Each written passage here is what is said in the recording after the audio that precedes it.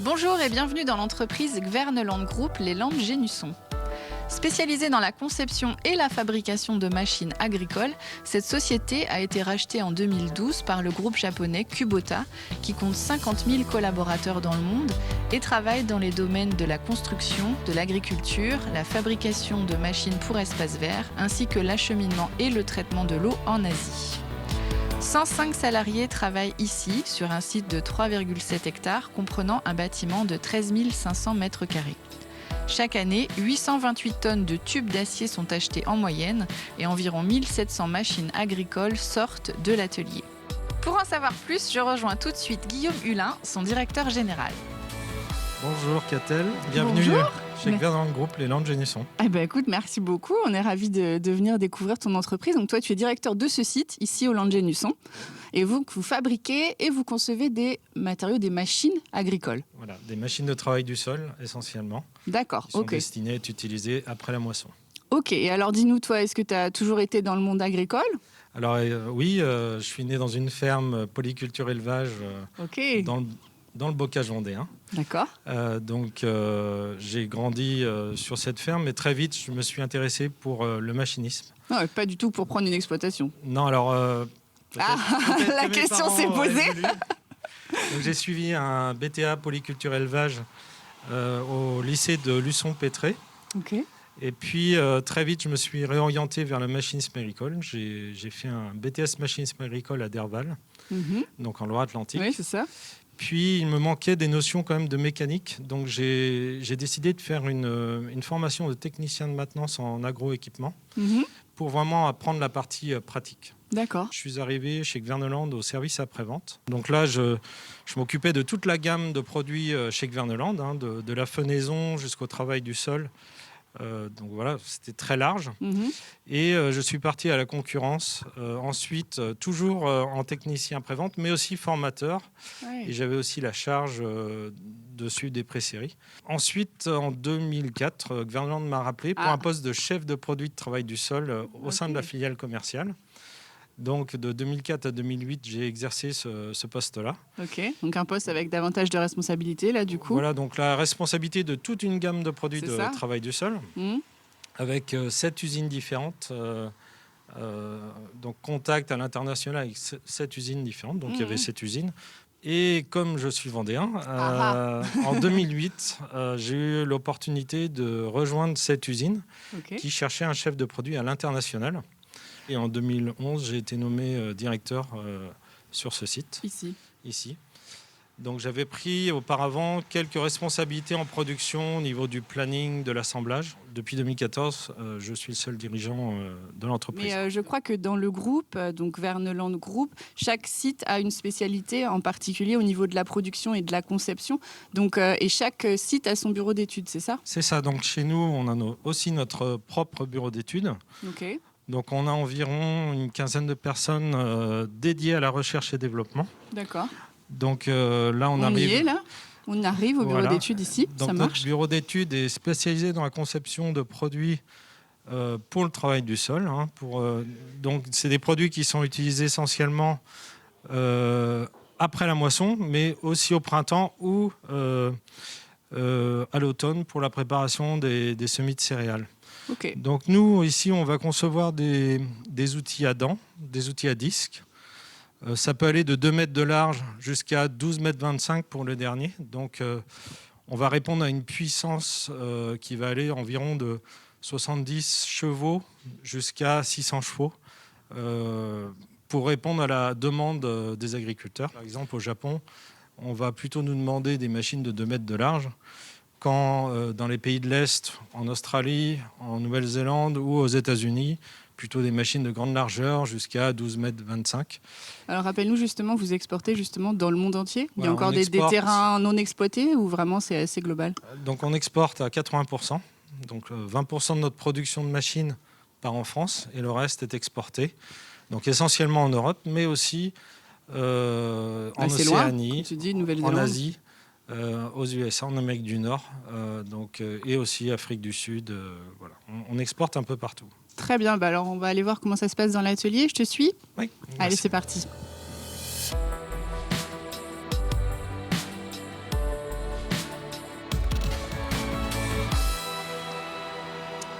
ça y est, on est dans l'atelier.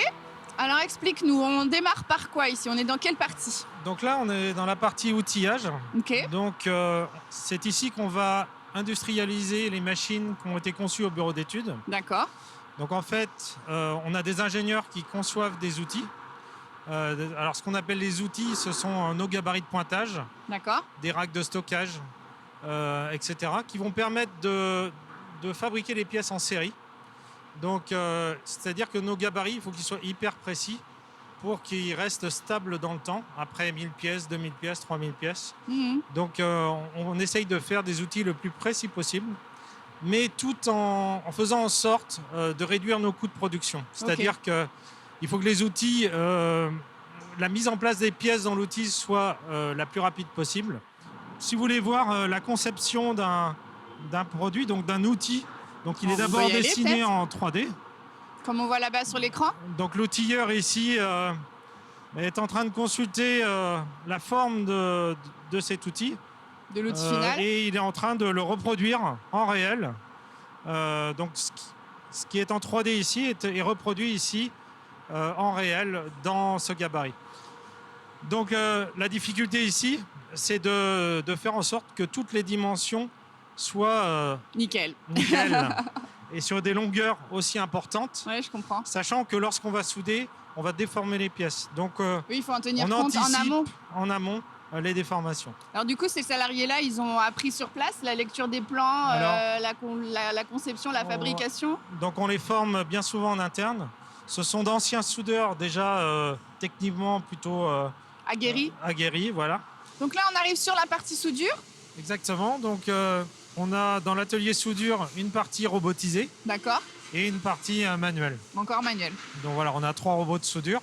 Chaque robot possède 2 torches, ce qui nous permet de Deux rester... têtes finalement Voilà. actives, c'est ça? C'est ça. Donc ça nous permet d'avoir un opérateur devant 2 torches, donc de rester compétitif face à la concurrence des pays de l'Est, par exemple.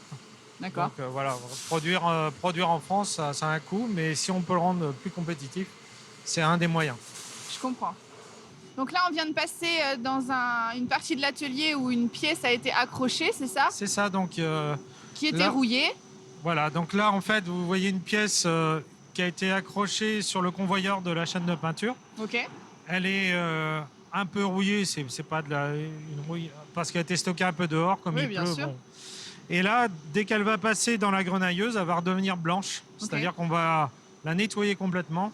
On va enlever tous les résidus de rouille, mais aussi de gras qu'il pourrait y avoir sur la pièce. Avant Et d'être peinte. Parce que avant toutes les d'être pièces peinte. que vous fabriquez, évidemment, Voilà. sont peintes. Tout est grenaillé et tout est peint. Donc Là, on voit a- derrière nous, au-dessus, voilà, le vous voyez convoyeur. des pièces blanches transporte les qui pièces. viennent d'être grenaillées. D'accord. Et je peux vous montrer aussi de la grenaille, à quoi ça ressemble.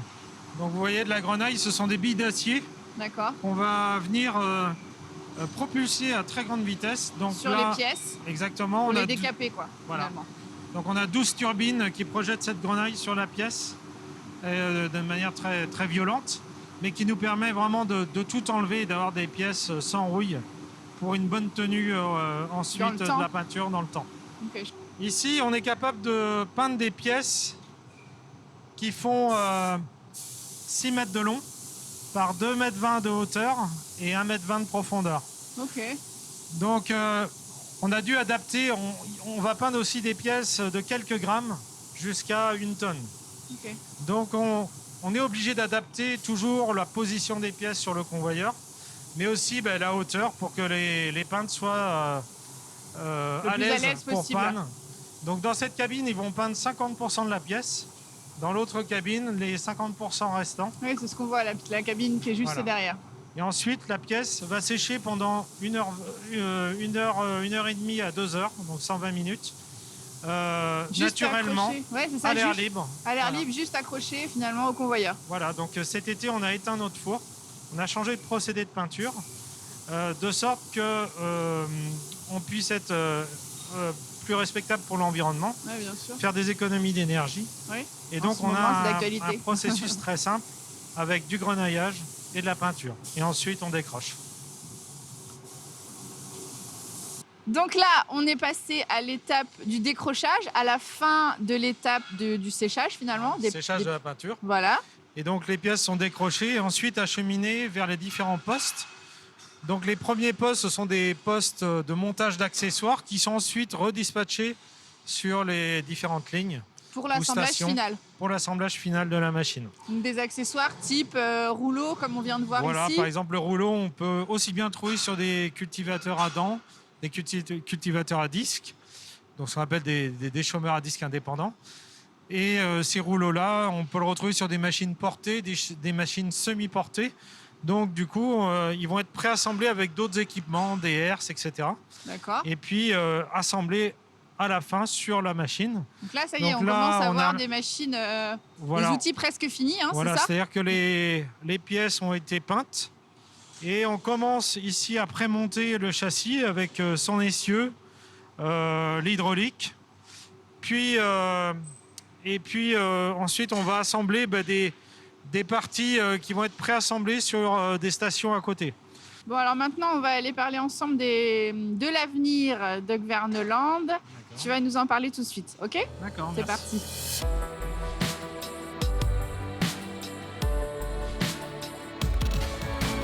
C'est vrai que les enjeux pour demain, pour nous, c'est vraiment de développer un portefeuille produit qui puisse répondre à l'agriculture de demain. Donc ça va être une agriculture qui est aussi en train d'aller vers la robotique agricole. Donc c'est-à-dire qu'il faudra qu'on adapte nos machines à l'avenir vers ces nouveaux procédés. Mais aussi, nous, en tant qu'usine, c'est toujours fabriquer aux coûts les plus bas.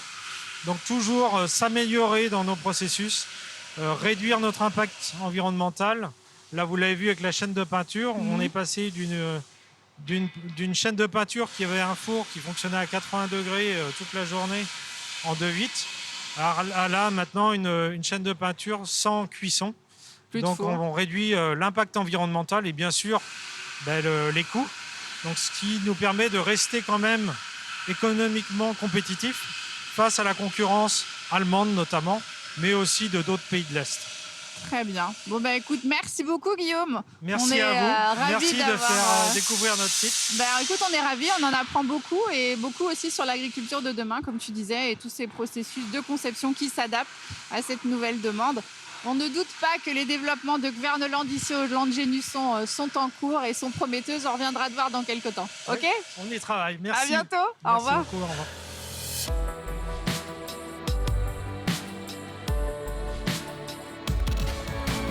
En 75 ans d'existence, sur le site des Landgénusson, Gverneland Group s'est énormément développé. Au départ, M. Nolot fabriquait simplement des forges et des herses. Aujourd'hui, ce site exporte 80% de sa production à l'étranger et c'est un groupe international. Merci beaucoup et à la semaine prochaine pour un prochain Mageco.